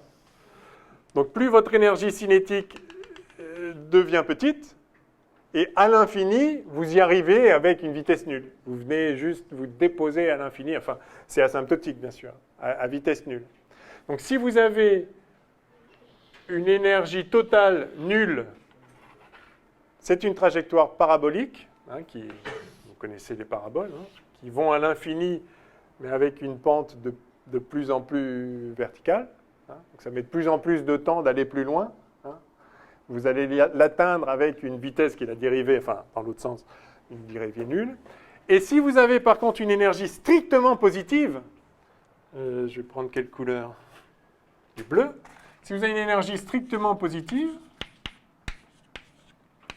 alors, non seulement vous pouvez aller à l'infini, mais à l'infini, vous aurez encore une certaine vitesse, c'est-à-dire une énergie cinétique non nulle, et qui va se rapprocher toujours qui va se rapprocher asymptotiquement d'une même valeur, qui est la vitesse, qui est 1/2 de mv2 égale ça. Et donc ça, c'est une hyperbole. Vous allez avoir une trajectoire hyperbolique. Comme vous savez, dans une hyperbole, vous avez des asymptotes. Et à la fin, vous allez asymptotiquement arriver à une vitesse non nulle et donc tendre vers une vitesse constante. Ça s'éloigne à l'infini, comme ça. D'accord? Donc, parabole pour E négatif, ellipse pour E négatif, parabole pour E positif, égale à 0, et hyperbole pour E positif. Ça vous rappelle des choses, ça, ou... Oui. Bon. Alors, si un corps de même masse MA... Oui. Pour justifier, c'est l'énergie... Donc, l'énergie totale est négative. Donc, or, cette énergie totale est constante. Donc, l'énergie potentielle ne peut jamais être plus grande que l'énergie totale. Par conséquent, le corps ne peut jamais aller au-delà d'un certain rayon maximal. Et donc, la trajectoire est bornée. Et donc, la seule conique bornée, c'est une ellipse. Et donc, c'est une ellipse. Alors, ça pourrait être un cercle. Un cercle, c'est juste une ellipse particulière. C'est juste qualitatif, on est d'accord, mais c'est ça qu'on demande. Si un corps de même masse MA et d'énergie mécanique E0 avait une orbite circulaire, quel serait son rayon RC? Déterminer d'abord son expression littérale, puis effectuer l'application numérique. Alors, donc, on a une certaine énergie totale, la voilà, et on demande quel est le rayon de l'orbite circulaire associé. Donc ça, c'est important, très très important. Alors on peut le traiter... on va déjà le traiter énergétiquement. Pardon? La dérivée de... EM égale constante. Oui, d'accord, mais alors, peut-être, alors, donc il faut l'exprimer alors. Comment vous allez...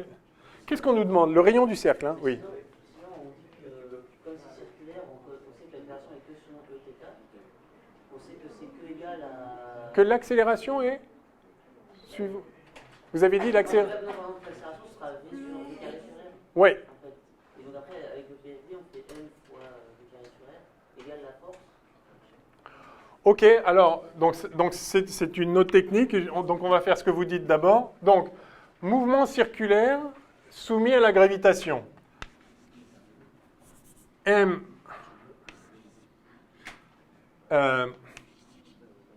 donc M dV sur dt égale, donc, enfin ici c'est la masse de l'astéroïde, dV sur dt égale la force, il n'y a qu'une force, donc moins G, M soleil, MA, sur R2, UR.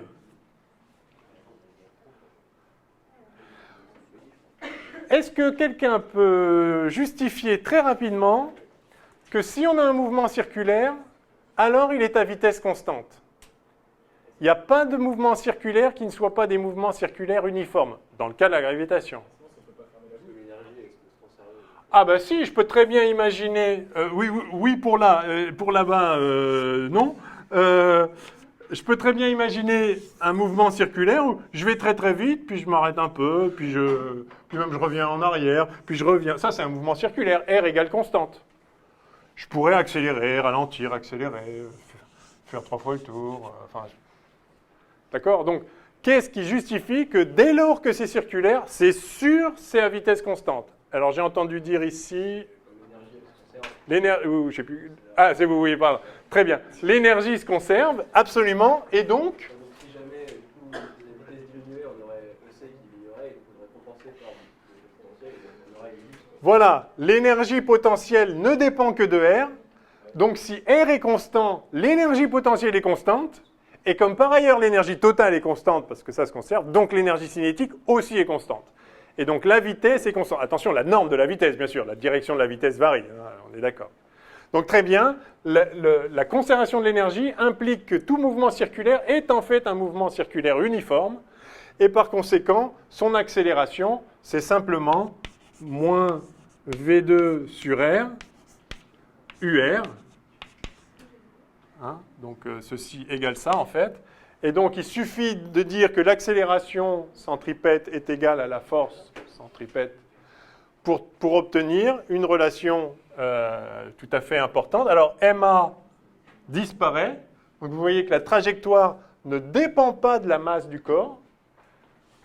C'est pour ça que tous les corps tombent à la même vitesse, c'est pour ça que vous flottez dans la Station spatiale internationale, vous êtes en train de tomber, vous êtes sur une trajectoire circulaire de chute libre, mais la même que la trajectoire circulaire de chute libre de la Station spatiale elle-même, vous tombez en même temps, peu importe la masse ici du corps, et vous pouvez donc écrire ça égale ça, et vous obtenez V2 égale... Ah bon? Ah oui, non, d'accord. Égale 1, égale G, M sur R.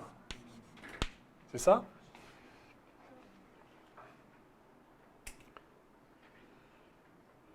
C'est ça? Ah oui, c'est ça. Ouais. Ah oui, c'est ça. OK. Alors, bon, faire l'application numérique, OK, pour l'instant. Enfin, si quelqu'un l'a faite... Quand on remplace le délai sur dt par v carré sur r, le v de v carré sur r, c'est le v tangentiel ou c'est le v selon θ? Enfin, il n'y a pas de v selon θ, vous allez dire. Enfin, si, il est suivant θ, mais c'est le v, enfin oui, c'est la vitesse, c'est la norme de la vitesse. Donc effectivement, elle est suivant Uθ, elle est tangentielle au cercle. Si vous préférez, ça c'est R θ. C'est R θ point carré. En fait, c'est r θ point et θ qu'on dérive par rapport au temps. C'est ça. Et on enlève les termes à r constant. Voilà, c'est ça. Le R point dégage. Donc ça fait moins R θ point carré UR, si on préfère. Enfin, avec le MA aussi. L'accélération, comme ça, c'est moins R θ point carré UR. Ouais. Et comment on passe alors à d carré sur r? On peut identifier avec d carré sur r? Ah ben oui, parce que V c'est R θ point.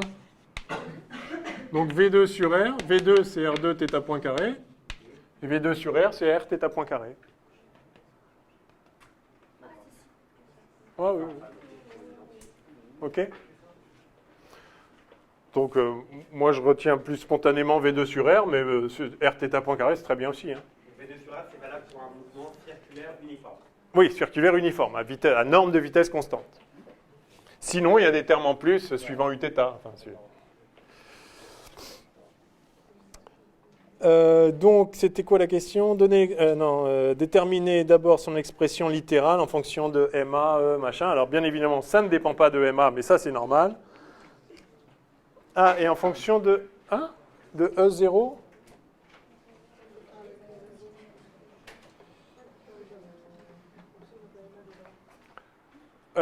Et E0. C'est R égale moins G M fois MA divisé par EP, qui est égal à 0 sur le qui est égal à E0 sur 2. Pourquoi 0 sur 2? Je trouve que c'est vrai, mais parce que vous le savez ou vous l'avez vu? Chacun apporte sa contribution puisqu'ils sont égales.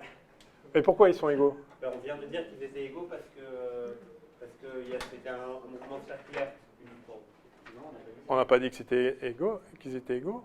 On n'a pas dit parce que la trajectoire c'est un cercle, du coup l'énergie potentielle est égale à l'énergie cinétique. Non, on a dit du coup l'énergie cinétique est constante. Comme c'est un cercle, l'énergie potentielle est constante, ça dépend que de R. Donc comme l'énergie totale est constante, l'énergie cinétique aussi est constante. Ouais, mais du coup on ne peut pas dire que... Ah, c'est pas parce que vous avez deux constantes qu'elles sont égales. Non, mais je veux dire, il n'y a aucune variation à un moment donné Oui. d'énergie potentielle, ni de vitesse, puisque la vitesse, elle est... Oui. Donc l'énergie cinétique, elle vaut toujours la même valeur, et elle vaut toujours l'énergie potentielle aussi. Oui. Puisque Oui, ça oui, ça oui. Puisque l'énergie totale, c'est la somme des deux, Ouais. alors on peut dire que chacun apporte... Ah non, pas... Non, non. Ah non, non. Alors il faut remplacer effectivement. Donc l'énergie mécanique E0 au total, là, c'est 1 demi de MV2 moins, enfin de MAV2 moins GM solaire MA sur R. Alors ce R maintenant on va l'appeler RC, c'est le rayon du cercle. Et là, on trouve que c'est en fait 1 demi de MVA carré moins MVA carré. C'est assez magique. Et donc en fait, c'est moins 1 demi. J'ai dit MVA, je voulais dire MAV, pardon. Carré.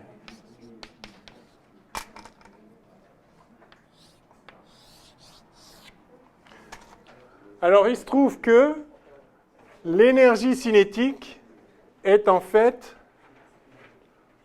moins la moitié de l'énergie potentielle pour un mouvement circulaire. Et alors, c'est quoi la justification? On vient de le voir. Voilà, c'est comme ça. Si on remplace GM solaire sur R par V2, comme on vient de le calculer, alors l'énergie totale, c'est 1,5 de MV2 moins GM solaire M sur R. Sauf que GM solaire sur R, c'est V2, donc moins MA V2. Donc l'énergie totale, c'est 1,5 de MaV2 moins MaV2, c'est-à-dire moins 1,5 de MaV2. C'est-à-dire que l'énergie totale, c'est moins l'énergie cinétique. C'est comme ça dans le cas particulier de la trajectoire circulaire.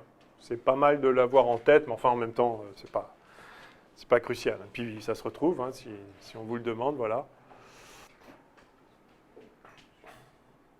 Du coup, la question, c'est déterminer la vitesse en fonction de E0 et VA, là. Alors là, oui, du coup, et MA, pardon. C'est ça, qu'est-ce qu'il nous demande exactement? On veut quoi? On veut la vitesse? On veut RC.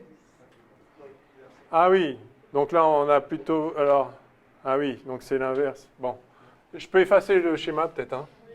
Allez.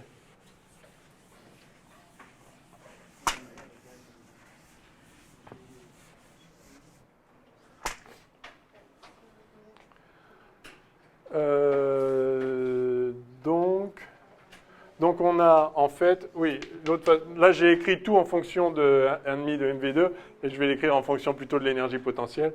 Donc E0, c'est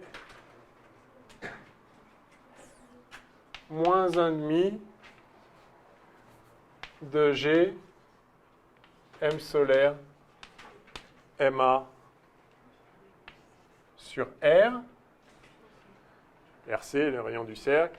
Et donc ça fait moins 1,5 de EP. Oui, c'est ce qu'on avait dit. L'énergie totale, c'est moins 1,5 de l'énergie potentielle. Et c'est moins l'énergie cinétique. Non, c'est plus 1,5 de... Oui, l'énergie totale, c'est la moitié de l'énergie cinétique. Potentielle. Oh.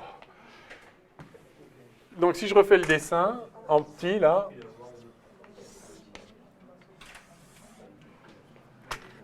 Quand vous avez une certaine énergie, là,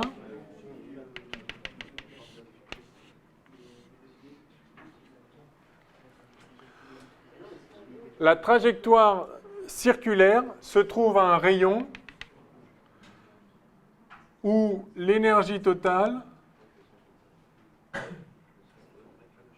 vaut la moitié de l'énergie potentielle. Donc ça, c'est la moitié de l'énergie potentielle. Donc il y a autant ici que là, à peu de choses près, je vais faire mieux le dessin. Donc c'est ici que se trouve le rayon. Oui, c'est ce rayon-là. Voilà RC. Voilà. OK?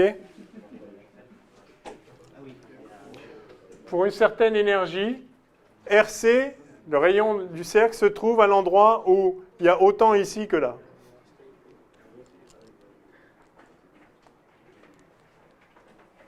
Bon.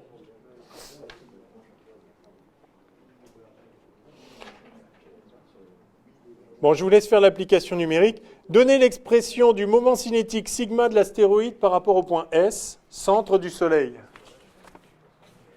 Alors ça, c'est la question 11. Sigma de l'astéroïde par rapport au point S. Alors son expression par définition, c'est SA vectoriel MA V, je vais l'appeler VA, la vitesse de l'astéroïde. Donc SA, c'est rien d'autre que le rayon. Hein. Donc ça, c'est RA vectoriel, enfin MA, RA vectoriel VA.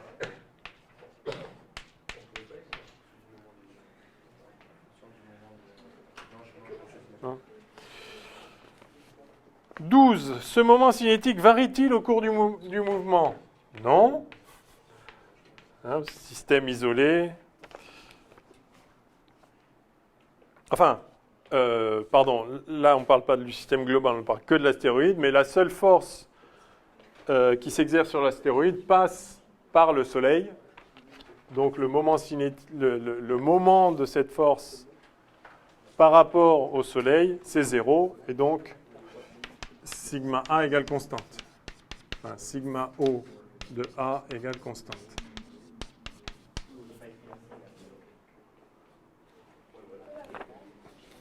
Pardon? Oui, d'accord. Pardon, S.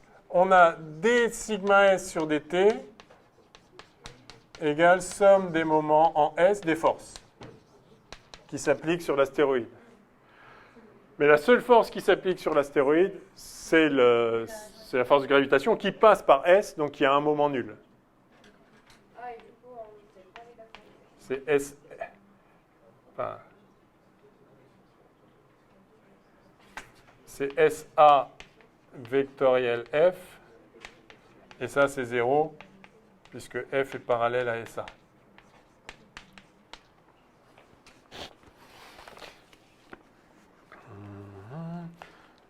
Donc, sinon, pourquoi? Si oui, comment? Donc, non, et voilà pourquoi. 13. Calculer numériquement sa norme sigma 0 à l'instant t0. Je vous laisse faire. 14. Exprimer à nouveau l'énergie mécanique EM de l'astéroïde dans le référentiel R Soleil en faisant intervenir sigma 0 et la vitesse radiale, VR. A. Est-ce que vous pouvez donner une autre expression, donc, de l'énergie totale qui fait intervenir sigma?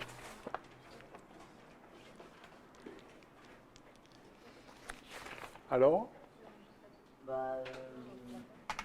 Oui? En fait, l'énergie potentielle, comme c'est G fois en Z. G fois?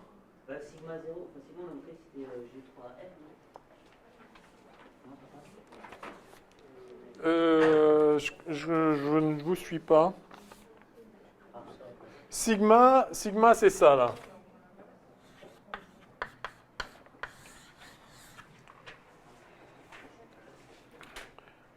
Attendez, je ne suis pas sûr de comprendre la question, en fait.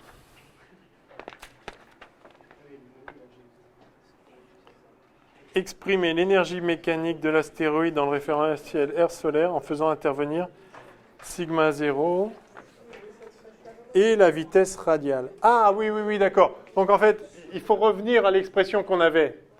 On avait E0, c'était 1/2 de mr point carré plus, c'était ma, plus 1/2 de ma R2 θ point carré moins G M solaire MA sur R. Donc tout ce qu'on nous demande maintenant, c'est de réexprimer ça en fonction de sigma 0 et de la vitesse radiale. La vitesse radiale, c'est R point. Donc ça, c'est déjà 1/2 de MA VR carré. Ça, on l'avait déjà. Alors, et c'est ce terme-là qu'on va exprimer en fonction de sigma S. Parce que ça vaut quoi, ça?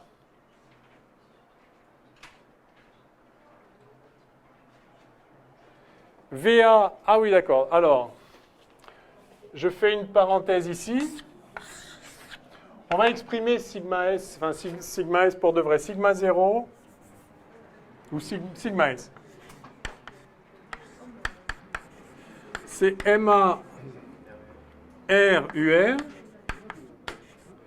vectoriel vectoriel. Alors la vitesse de l'astéroïde, on a dit que c'était R.UR plus Rθ point Uθ, c'est ça? Par conséquent, si on développe ce produit vectoriel, on obtient UR vectoriel UR, ça fait 0. Donc on a MA R2 θ point UR vectoriel Uθ, c'est-à-dire UZ. Très bien. Voilà. Allez. Et donc R2 θ point carré, c'est ça au carré sur R2. Si je mets ça au carré, je vais avoir R4 θ point carré, donc sur R2. Donc, ok. Et donc ça vaut sigma 0 UZ, hein, sachant qu'on a dit que sigma était constant. Donc on a en fait 1/2 de sigma 0 carré sur, alors attention, si je mets ça au carré, j'aurai aussi MA au carré, j'en veux qu'un seul MA, donc sur MA R2. Voilà, moins G M0 MA sur R. OK? Alors ça, c'est très intéressant. Ça répond à la question, et c'est un point assez important pour comprendre graphiquement la situation. Alors, on va voir ce qui est posé comme question, sinon je vous le montrerai indépendamment. Alors, en déduire l'expression... Ok, donc ça c'était la 14. Hein. 15. En déduire l'expression d'une équation du second degré en R permettant de déterminer le péri-Heli, R-min et l'aphélie, R-max de l'orbite de l'astéroïde autour du Soleil. C'est-à-dire, respectivement, c'est l'heure, mais les positions la plus proche et la plus éloignée du Soleil, montrer que cette équation peut se mettre sous la forme truc-muche. On finit juste ça. Parce qu'en fait, la voilà l'équation. Ça, c'est une équation du second degré sur R.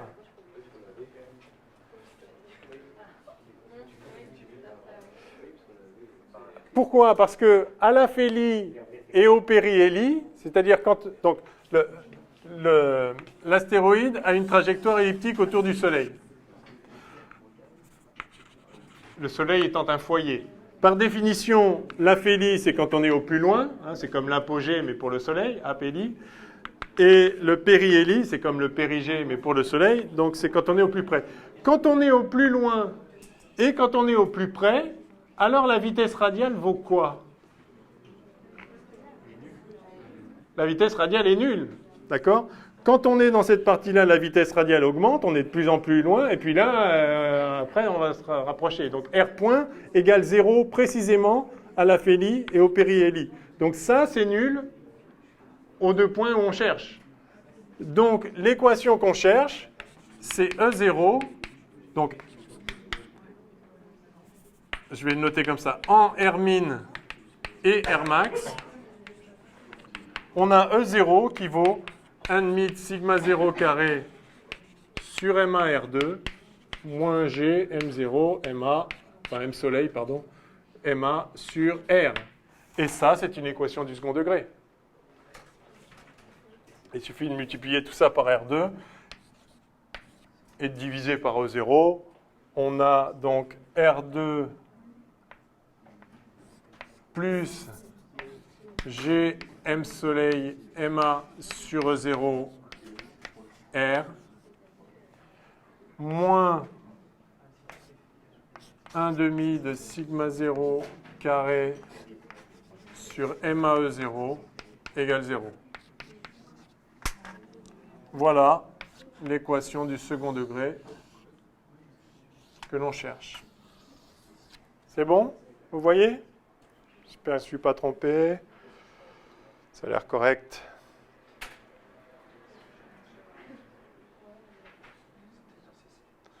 Moins 1,5 de sigma 0 carré sur MA E0. Enfin, c'est pas très bien écrit, mais c'est ça. OK? Alors, c'est quoi la question suivante? C'est tout? Oui, donc on peut le mettre sous la forme qu'ils disent, là. Ah oui, non, c'est bon. Oui, ça marche. Ils mettent un plus R2 ici, mais E0 est négatif, souvenez-vous. Donc, effectivement, ceci est plus un nombre positif, donc on peut appeler grand R2. Et ça a bien la forme qu'ils disent dans l'énoncé. Donc, ça marche. C'est parfait. En déduire R-min et R-max, bon bah R-min et R-max, c'est RC plus racine de machin, etc. Et voilà. On s'arrête là? Bon, donc on dit qu'on arrête la mécanique. Malheureusement, mais bon, toutes les meilleures choses ont une fin. Essayez de faire les autres. Si vous avez des soucis, dites-le moi. Mercredi, on se voit à 9h. Et je vous donne un DM pour jeudi ou enfin pour après. Voilà. Ok, alors à mercredi.